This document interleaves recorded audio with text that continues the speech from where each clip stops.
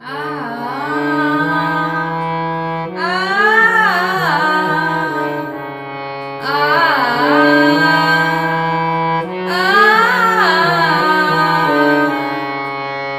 मैं द्वारिका हरी साथ में गई। मैं द्वारिका हरी साथ में गई। मैं द्वारिका हरी साथ में गई। मैं द्वारिका हरी साथ में गई।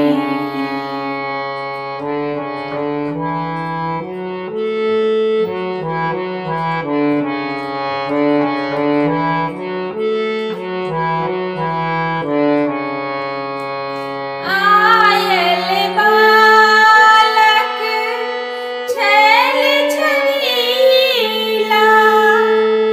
आयल बालक छैल छबीला। अब ककरा गोद का खिलई है। मैं द्वारिका हरी साथ में गई। मैं द्वारिका हरी साथ में गई।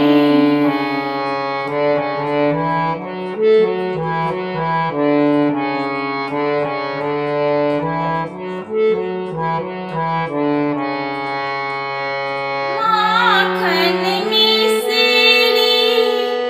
दधियो चीनी। माखन मिश्री दधियो चीनी। अब ककरा मुख का खिलई है।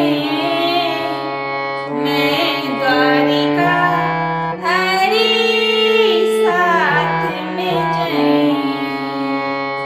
मैं द्वारिका